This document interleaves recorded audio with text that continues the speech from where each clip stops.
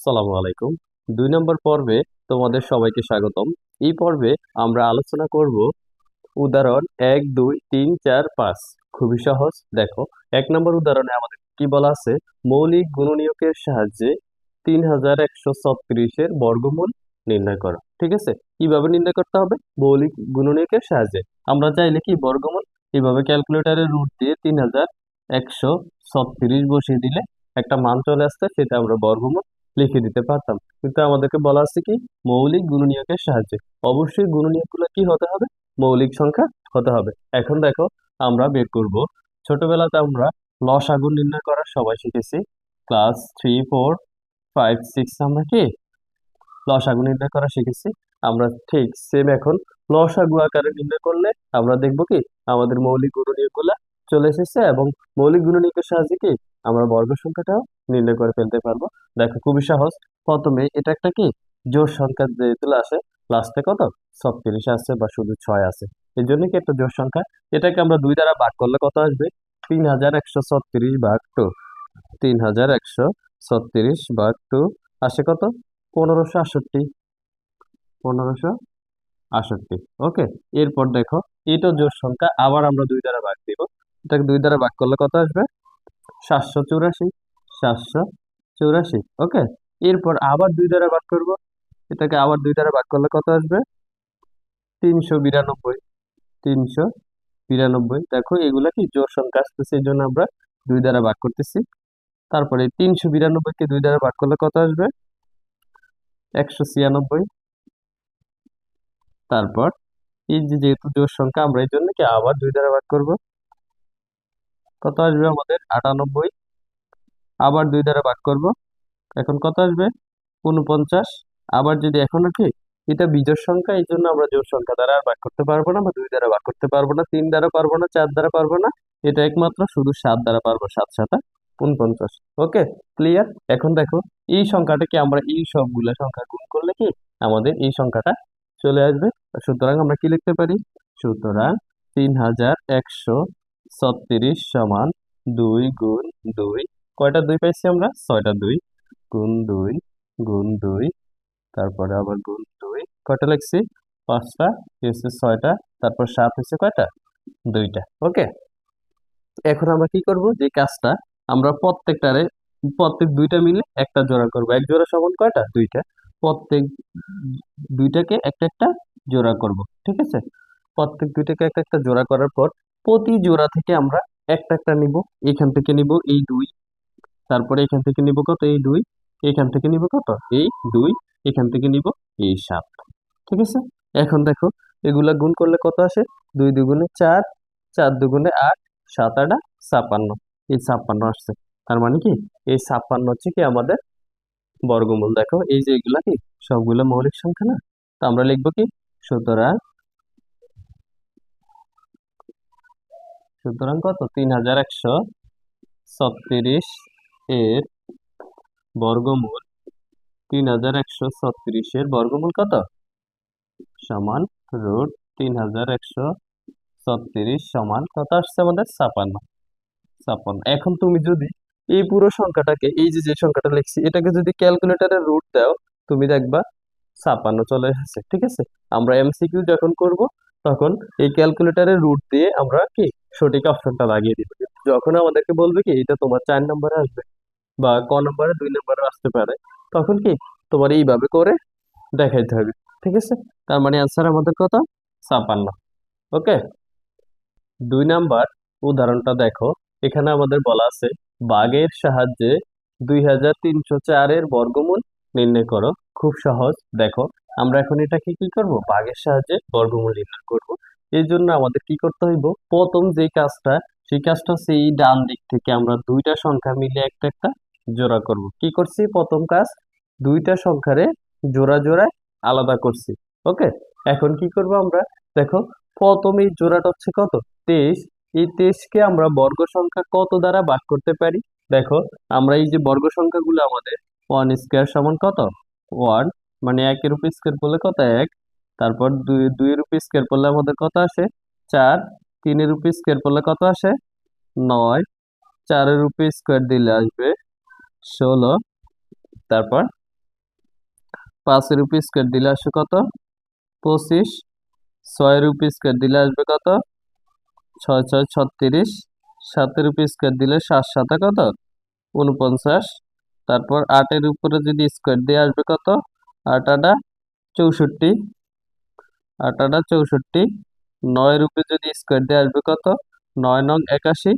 10 এর উপরে যদি আমরা স্কোয়ার দিয়ে আসবে কত? 10 10 100। এই কিগুলা এইভাবে কিভাবে হয় সেটা তোমরা জানো। যেমন 1 এর উপর স্কোয়ার দিলে 1 গুণ 1 সমান কত? 1। 2 এর উপর স্কোয়ার দিলে 2 গুণ 2 সমান কত? 4। ওকে, এইভাবে তোমরা এগুলা জানো আশা করি। তারপরে আমরা কি করব দেখো, এই 23 কে আমরা কত বর্গ সংখ্যা দ্বারা ভাগ করতে পারি? যদি আমরা 4 নেই তাহলে হয় কত? 16। 5 নিলে হয়ে যায় কত? 25। সেটা কি 23 থেকে বড় হয়ে যায় 25, এর জন্য আমরা কত নিব? 4। আমরা ভাগ করার সময় কি ছোট সংখ্যা নিতে পারি অথবা তার সমান নিতে পারি, তার উপরে যেতে পারি না। দেখো, আমি তোমাদেরকে একটা এক্সাম্পল দেই। আমরা যখন ছোটবেলায় এই 13 কে 2 দ্বারা ভাগ করছি, তখন আমরা 2 এর নামটা কয়বার পড়ছি? 6 বার পড়ছি। কত নিছি? 12 নিছি। আমরা কিন্তু 2 এর নামটা চাইলে 7 বার পড়তে পারতাম। তখন কত হইতো? এখানে যদি 7 দিতাম, এখানে হইতো কত? 14। যেটা কি আমরা করি নাই, কারণ আমাদের কি যেটা ভাগ করব ওইটা থেকে ছোটটা লিখবো, বড়টা লিখবো না। আমরা কি 14 লিখবো না, আমরা লিখবো কত? এখানে দিব 6 দুগুণে 12, আর এখানে লিখবো কত? 12। ভাগশেষ থাকবে কত? 1। এইভাবে ভাগ করছি। সেম আমাদের এখন কাজটা হচ্ছে কি, আমরা এই 23 থেকে বর্গ সংখ্যা যেটা সেটা নিব। তাহলে আমরা এখানে 4 দিয়ে 4 বর্গ সংখ্যা নিয়ে এখানে 4 এর বর্গ কত? 16। এই 16 লিখবো। ওকে, এখন কি করব? বিয়োগ করব। 23 থেকে 16 বিয়োগ করলে আমাদের কত থাকতেছে? 7 থাকতেছে। ঠিক আছে, এখন আমাদের যে কাজটা, এই কাজটা কি খুব ভালোভাবে মনোযোগ দিয়ে শুনতে হবে। দেখো, এখানে 4 লিখছি না আমরা, এই 4 এর দ্বিগুণ কত হবে? 8 হবে। 4 এর সাথে 2 গুণ করলে কত হয়? 8 হয়। ঠিক আছে, এখন আমরা কি করব? এই যে আমাদের পরবর্তী যে জোড়াটা আছে এই জোড়াটা নামাবো। এই জোড়াটাকে নামাবো। এখন কত হয়েছে? 704। এখন এই জিনিসটাতে সবাই আমরা ভুল করি। এই জিনিসটা খুব মনোযোগ দিয়ে দেখতে হবে। দেখো, এই 8 এর সাথে কত বসাইলে আমরা এই 704 কে ভাগ করতে পারি? এই 8 এর সাথে কত বসাইলে 704 কে ভাগ করতে পারি? দেখো, 8 দিয়া আবার যত বসাবো তত দ্বারা গুণ করব। এই 8 এর সাথে এমন একটা সংখ্যা বসাবো, যেই সংখ্যা বসাই আবার সেই সংখ্যা দ্বারা কি করব? এটাকে গুণ করব। দেখো, আমরা এই 8 দিয়ে প্রথমে 70 কে কয়বার ভাগ করতে পারি? 8 বার পারি। 8 8 64। 9 বার করলে 72 হয়ে যাবে। আমরা কি 70 এর উপরে যেতে পারবো না। তো আমি কি করব? এখানে 8 বসাবো। 8 বসায় কি করব? 8 দ্বারা গুণ করে দিব। এখন দেখো, এই 8 8 8 কত? 64। 64 বসাবো কত আমরা? 4 বসাবো। তারপর এই 8 8 কত? 64। আর এই যে 6 আছে, 64 এর 6 কত? 70। এখন দেখো, এই জিনিসটা আমাদেরকে মিলে গেছে। তার মানে এই 88 বা 88 8 বার গুণ করলে 704 হয়। ঠিক আছে, এখানে আছে কত? 0, আর এখানে দিব কত? 8।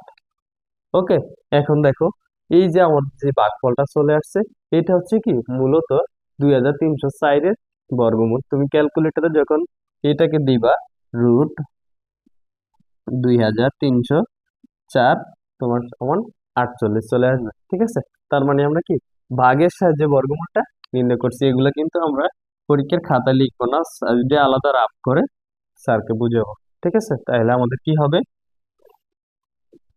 নির্ণয় 2304 এর বর্গমূল সমান রুট 2304 সমান কত? 48। ঠিক আছে, এভাবে ক্যালকুলেটরে চেক করে তারপর তুমি অ্যান্সারটা লিখবা। ওকে, 3 নাম্বার উদাহরণটা দেখো। এখানে আমাদের বলা আছে ভাগের সাহায্যে বর্গমূল নির্ণয় করো। এর আগে আমরা কি 2 নাম্বারটা কি ভাগের সাহায্যে বর্গমূল নির্ণয় করছি। খুব সহজ অঙ্কগুলো, দেখো একটু মনোযোগ দিয়ে দেখলে তুমি বুঝতে পারবা। আমাদের প্রথম কাজটা কি ছিল? প্রথমে জোড়া করা। আমরা এই দুইটা মিলে একটা জোড়া করব, তারপর এই দুইটা মিলে একটা জোড়া করব। আর এটা কি সিঙ্গেল রয়ে গেছে, এটা সিঙ্গেলই থাকবে, এটা আমরা জোড়া করা প্রয়োজন নেই। ওকে, এরপর আমরা প্রথম কি করব? প্রথম থেকে ভাগ শুরু করব। ওকে, আমাদের আমরা তো ভাগ প্রথম থেকেই করি। এই 3কে আমরা বর্গ সংখ্যা কত দ্বারা ভাগ করতে পারি? দেখো, আমরা বর্গ সংখ্যা যখন লিখছি, 1 স্কয়ার সমান 1, 2 স্কয়ার সমান 4, 3 স্কয়ার সমান কত? 9। এখন দেখো, ও যদি 1 স্কয়ার সমান 1 নেই এখানে, তাহলে আমরা এখানে কত লিখতে পারি? 1 লিখতে পারি, 1 সাপোজ। তারপর যদি 2 স্কয়ার সমান নেই, তাহলে 4 আমাদের এখানে লিখতে হবে। 4 কি 3 থেকে বড় হয়ে যায়, এর জন্য আমরা কি এখানে 1 নিয়ে এখানে কি 1 নিব। ওকে, কেন? আমরা বর্গ সংখ্যা 1 এর উপর স্কয়ার করলে কত আসে? 1 হয়েছে। ঠিক আছে, এটা স্কয়ার করলে 1 হবে, আর এখানে থাকবে কত? 1। যদি আমরা এখানে 2 নিতাম, তাহলে এখানে দিতাম 2, এখানে দিতাম কত? 4। এই যে বর্গ সংখ্যা 2 এর বর্গ কত? 4। ওকে, এরপর আমরা কি করব? এবার বিয়োগ করব। তাহলে আমাদের 3 থেকে 2 গেলে কত? 3 থেকে 1 গেলে 2। ঠিক আছে, এরপর আমাদের কাজটা হচ্ছে কি, এই যে যেটা এখানে লিখছি সেটা কি দ্বিগুণ বা ডাবল লেখা এখানে। তাহলে 1 এর দ্বিগুণ কত? 2। 1 এর দ্বিগুণ কত? 2 হবে। এরপর কি করব আমরা? এই পরবর্তী জোড়াটা নামাবো। পরবর্তী জোড়াটা হবে কত? 16। এখন দেখো, এই 2 দ্বারা 216 কে আমরা কি ভাগ করব। তার আগে এই 2 এর সাথে আমাদের একটা সংখ্যা বসাইতে হইব। আমরা এমন একটা সংখ্যা বসাবো আবার কি ওই সংখ্যা দ্বারা এটাকে গুণ করব। ঠিক আছে, দেখো আমরা কত বসাইতে পারি এখানে। আমরা এই প্রথমে কি এই 2 এর সাথে কত বসাতে পারি? সাপোজ আমরা যদি এখানে 2 এর সাথে 2 বসাই, আবার কি 2 দ্বারা গুণ করলে আমাদের কত? শুধু 44 আসবে। সেটা কি এটা থেকে অনেক ছোট হয়ে যায়। এভাবে আমরা যদি 5 বসাই, তাও 5 বিশে 100, এরকম ছোট হয়ে যায় আর কি। 7, 8 বসাবো, বা 7 বসিয়ে দেখি। আমরা প্রথমে 7 বসাই, তাহলে এটা কত হবে? 7 দুগুণে 14। 14 কত? 4। ওকে, তারপর 7 দুগুণে 14, 14 এর আগে কত? 15। কত হয়েছে আমাদের? 154 হয় নাকি? এরপর আমরা দেখি আরো কোনোভাবে বসানো যায় কিনা। এটাও তো কি ছোট হয়ে গেছে আমাদের, নাকি? তারপর দেখি আমরা আর কি কি করতে পারি। ও সরি, এখানে আমি একটা জিনিস ভুল লিখেছি, দেখো। আমরা যেটা করব, এখানে যত বসাইবো অত দ্বারা কি গুণ করতে হবে তো। সরি সরি, একটু মিস্টেক হয়ে গেছে। আমরা কি করব দেখো, যদি এখানে 7 বসাই তাহলে 7 দ্বারা গুণ করতে হবে। এখানে যদি 8 বসাই তাহলে কি 8 দ্বারা গুণ করতে হবে। ঠিক আছে, এর আগে আমি 22 আগে যে বসাইছি ওইটা দ্বারা গুণ করে দিচ্ছি। আমরা যদি 7 বসাই, 7 দ্বারা আবার কি এটাকে গুণ করতে হবে। 7 সাথে কত হবে? 49। 49 এর বসাবো কত? 9। তারপর 7 দুগুণে 14, 14 এর 4 কত? 18। 189। ঠিক আছে, 216 থেকে 189 ছোট। এবার আমরা 8 দিয়ে দেখবো। 8 যদি বসাই তাহলে কত আসবে? 28 গুণ 8। ঠিক আছে, তাহলে 8 8 কত আসবে? 56। 56 কত? 6 বসাবো। ওকে, তারপর 8 দুগুণে 16, 16 আর 5 কত? 21। 216। ঠিক আছে, সমান আমরা নিতে পারবো না, যেহেতু সমান নিলে আমাদের কি এটা একটু মিলবে না এখন। এই জন্য আমরা কত নিব? 7 নিব। ঠিক আছে, 7 দ্বারা গুণ করলে কত আসছে? 189 আসছে। তা আমরা এখানে 189 বসাবো। ওকে, 189 বসানোর পরে কি করব? আমরা বিয়োগ করব। বিয়োগ করলে এটা কত আসবে? 27 আসবে। ঠিক আছে, এরপর কি করব? এই 84 এখানে বসাবো। তারপর এই যে 17 লিখছি, যে আমরা এখানে আমাদের কত হয়েছে? 17। 17 দ্বিগুণ কত? 34। এই 34 এখানে বসাবো। ওকে, 34 বসানোর পর এখানে এমন একটা সংখ্যা বসাবো যেটা দ্বারা আমরা এটাকে কি সহজে ভাগ করতে পারি। দেখো, আমরা যদি এখানে 8 বসাই, তারপর 8 দ্বারা এটাকে গুণ করতে হবে। তাহলে এটা হবে কত? 8 আর 64, 64 4, 4 এটা 32, 32 এর 6 কত? 38, 38 এর 8, 3 আটা 24, 24 এর 3 কত? 27। তাহলে আমাদের কি এখানে চলে আসছে 27, 84। ওকে, শেষে আমাদের কিছু থাকতেছে না। তার মানে কি নির্ণয়ের বর্গমূল কত আসছে আমাদের? 178। নির্ণয় বর্গমূল 178, এটাই আমাদের আনসার। ওকে, 4 নাম্বার উদাহরণটা দেখো। এখানে আমাদের বলা আছে 8655 থেকে কোন ক্ষুদ্রতম সংখ্যা বিয়োগ করলে বিয়োগফল একটি পূর্ণবর্গ সংখ্যা হবে। ওকে, দেখো, একেবারে সেম আমরা আগের যে উদাহরণ 2 3 করছি, সেম ওই রকম অঙ্ক। প্রথম কাজটা কি হবে আমাদের? জোড়া করা। আমরা জোড়া করে নিলাম। প্রথম কি এখানে 4টা সংখ্যা 2টা জোড়া করে নিচ্ছি। এখন আমরা কি করব? ভাগ করব বর্গ সংখ্যা দ্বারা। এই 86 আগে বর্গ সংখ্যা কত আছে আমাদের? 9 আছে। এখানে 9 দিলে এখানে কত নিব? 9 এর উপর স্কয়ার করলে কত হয়? 81 হয়। ওকে, এই 81 নিব। এরপর কি করব আমরা? বিয়োগ করব। 86 থেকে 81 বিয়োগ করলে কত হবে? 5 হবে। ঠিক আছে, এরপরে আমাদের যে কাজটা হচ্ছে কি, পরবর্তী জোড়াটা নামানো। পরবর্তী জোড়াটা আমরা নামালাম কত? 55। ওকে, এখন কি করব? এই যে যেটা লিখবো এখানে যেটা পাইছি সেটার কি দ্বিগুণ আবার এখানে লিখতে হবে না? 9 দ্বিগুণ কত হবে? 9 দ্বিগুণে 18 হবে। ঠিক আছে, এখন এই 18 সাথে এমন একটা সংখ্যা বসাবো, যে সংখ্যাটা বসালে আমরা এটাকে কি সহজে ভাগ করতে পারি। এখন দেখো, আবার যে সংখ্যাটা বসাবো কি ওই সংখ্যাটার দ্বারা গুণ করব। ঠিক আছে, এখন দেখো আমরা 18 সাথে কত গুণ করতে পারি। আমরা যদি এখানে 3 বসাই, তারপর আবার কি 3 দ্বারা গুণ করতে হবে। 3 তিরিকা কত হবে আমাদের? 3 তিরিকা 9। তারপর 3 আটা 24। 24-এর বসাবো কত আমরা? 4। ঠিক আছে, তারপর 3 একে 3, 3 এর 2 কত? 5। এখানে আসছে কত? 549। 6 বার যদি, আর যদি 4 বার নিতাম তাহলে এখানে 4 বসে 4 দিলে 555 থেকে কি জিনিসটা বড় হয়ে যেত। এই জন্য আমাদের 3 বসানোটাই কি সঠিক হয়েছে। দেখো, আমরা যদি এখানে দিব কত? 3, আর এখানে দিব কত? 549। এটা থেকে এটা বিয়োগ করলে থাকবে কত? 6। ওকে, এখন দেখো, এই 6 এর পর কি আমাদের আর কেউ সংখ্যা নেই, এই জন্য আমরা আর করব না। এখন দেখো কি করতে বলছে, ক্ষুদ্রতম সংখ্যা বিয়োগ করলে। এখন যদি আমরা এই যে 8655 আছে, এটা থেকে যদি 6 বিয়োগ করে দেই, আমরা পাবো কত? 8649। 8649, এই সংখ্যাটা যদি আমরা বিয়োগ করি তাহলে কি বিয়োগফল একটা পূর্ণবর্গ সংখ্যা হবে। দেখো, এটাকে যদি আমরা রুট করি 8649 হবে। কেন? 8649-কে যদি আমরা রুট করি তখন আমরা একটা পূর্ণ সংখ্যা পাবো। দেখো, ক্যালকুলেটর কি দেখানো যাবে? আচ্ছা, আমি পিছন থেকে দেখাই তোমাদের। একটা কথা হবে যে ঠিক মতো দেখা যাচ্ছে না। দেখো, তোমরা একটু চেক করে ক্যালকুলেটর সাথে নিয়ে বসবা।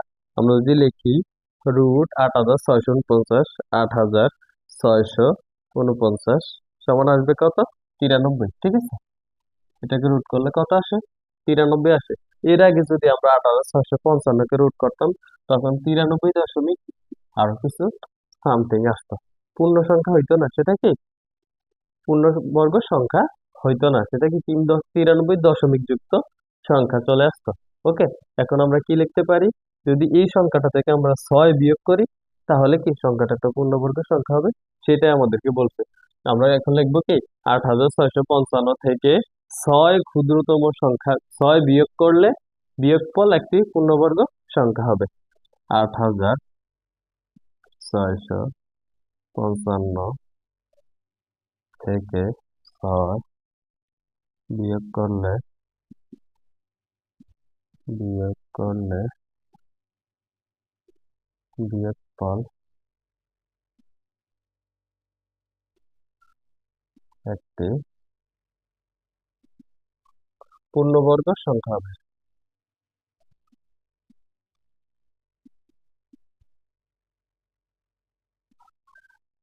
পূর্ণবর্গ সংখ্যা হবে। কি করতে বলছে আমাদের? তারপর কি ক্ষুদ্রতম সংখ্যাটা, তাহলে আমাদেরকে নির্ণয় ক্ষুদ্রতম সংখ্যা 6। নির্ণয় ক্ষুদ্রতম সংখ্যা 6।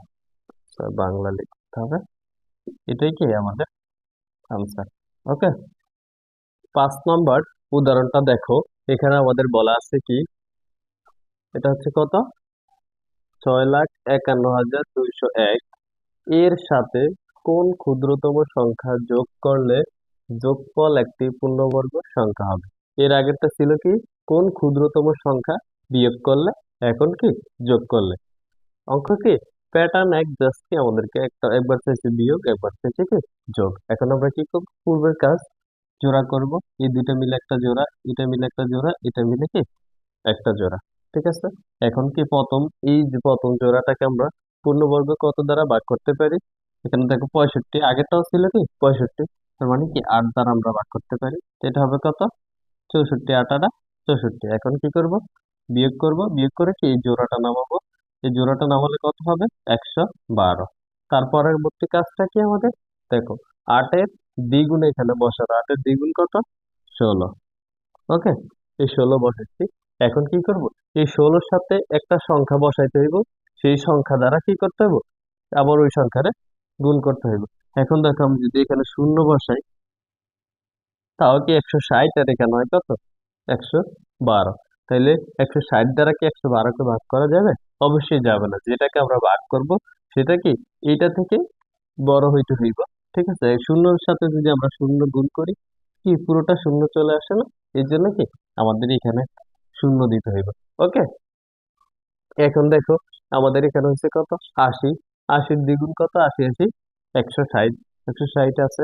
ওকে, এখন আবার কি করবো আমরা, এটার পরে যে পরবর্তী কাজটা, সেটা হচ্ছে কি আমাদের শেষের আর যে জোড়াটা বাকি আছে, সেই জোড়াটা আমরা কি নামাবো। ওকে, এখন দেখো আমরা এই 160-এর সাথে কত বসিয়ে এটাকে ভাগ করতে পারি, 11,201-কে ভাগ করতে পারি। এখন যদি আমরা 8 বসাই এখানে, আবার কি করতে হবে, 8 দ্বারা গুণ করতে হবে। ওকে, এখন দেখো 8 দ্বারা যদি এটাকে গুণ করি, এটাকে আমি পছন্দ মতো 8 বসাইছি। তারপরে আমরা দেখবো 8 দ্বারা হয় কিনা। আবার চাইলে আমরা 7 বসাবো, 5 বসাবো। যেহেতু এখানে কি 16 ছিল আর এখানে 112, আমরা জানি কত, 6 16 96, 7 16 112। এই জন্য মূলত কি 7 বসাইছি, শেষে আবার কিছু আছে তো, এই জন্য কি 8 বসানো হয়েছে মূলত এই জন্য। ঠিক আছে, এখন দেখবো 8 দ্বারা আমরা এটা গুণ করলে হয় কিনা। আমাদের কত আসে, 8 8 64। এখানে বসাবো কত, 4। ওকে, তারপর 8 শূন্য শূন্য, 6 6 6 শূন্য 4 হবে। ঠিক আছে, 6 48, 48-এর কত, 8। তারপর 8 একে 8, 8 এর 4 কত, 12। ওকে, তা আমাদের কত আসছে এখানে, আমাদের আসছে কত, দেখো 12,000, সরি এটা আসছে কত, হ্যাঁ 12,806। তার মানে কি এটাকে আমরা 8 8 দ্বারা বসাইলে কি এটা থেকে এটা বড় হয়ে যায়, এই জন্য কি আমরা 8 নিতে পারবো না। এরপর দেখবো আমরা কত দিয়ে নিতে পারি, 6 16 96, 7 16 112। হ্যাঁ, আমরা এবার কত, 6 বার নিয়ে দেখি। ঠিক আছে, 6 বার নিয়ে দেখলে আমাদের কত হয় দেখবো এখন। তাহলে এখানে হবে কত, 6, আর এখানে থাকবে কত, 6। ওকে, এই 6 দ্বারা এখন আবার গুণ করতে হবে। 6 6 কত আমাদের, 36। এই হচ্ছে কত, 6। তারপর কি এখানে 3 বসবে, 6 কে 36, 6 6 কে 6, 6 3 কত, 6 কে 6, 6 3 9। এখন কত আসছে আমাদের, 9,636। ওকে, এটা বসিয়ে দেখি আমরা, 9,636 বসালাম। ওকে, এখন কি করব, এটা থেকে এটা বিয়োগ করব। দেখো এটা বিয়োগ করলে কত আসবে, এটা এখানে হবে কত, 5। তারপরে এখানে আসবে 1 4, এখানে হবে 6, তারপরে এখানে 7, এখানে হবে 5, এখানে 10, এখানে 1। কত থাকতেছে আমাদের, 1565 থেকে যাচ্ছে। ওকে, আর এখানে দিব কত আমরা, 6 দিতে হবে। ঠিক আছে, এখন কত যোগ করতে হইবে আমাদেরকে বলছে, নাকি কত সংখ্যা যোগ করলে আমরা সেটা সহজে পাবো। দেখো এই সংখ্যাটা কি, এটা আসছে কি আমাদের মূলত এইটার বর্গমূল, আরো কি এটার সাথে কি ভাগশেষ কিছু থেকে গেছে। এখন দেখো এইটার সাথে যদি এখানে আছে 806, এর থেকে যদি আমরা বড় একটা সংখ্যা নেই তাহলে কত হইব, যদি 1 যোগ করি 807। দেখো আমরা প্রথমে কি করব, 806 যোগ 1 সমান কত, 807। হ্যাঁ, 807। এখন এই 807-এর বর্গমূল বের করে তারপর কি এই সংখ্যাটাকে আমরা বিয়োগ করে দিলেই তো কি পরে কি যে সংখ্যাটা যোগ করতে পারবো সেই সংখ্যাটা কি বের হয়ে যাবে। ঠিক আছে, এখন দেখো তাহলে 807-এর বর্গমূল আমাদের কত হবে, 807 গুণ 807, তাইলে তো বর্গমূলটা কি বের হয়ে যাবে। আমরা দেখো 807 পূরণ 807 করতে পারি, তখন আসবে কত, 65,000, সরি এটা কত হবে, 6,51,000, 6,51,000। 51,249। এটা কি আমাদের আসছে, যেটা কি এটা থেকে বড়। এখন আমরা এইটা থেকে, এই বড়টা থেকে এইটা বিয়োগ করে দিব। 807-এর বর্গমূল থেকে 806 বিয়োগ করে দিলেই তো কি যে সংখ্যাটা পাবো, ওই সংখ্যাটা কি আমাদের এটার সাথে যোগ করলে কি হয়ে যাবে। এখন আমরা লিখতে পারবো কি, ক্ষুদ্রতম সংখ্যা যোগ করতে হবে।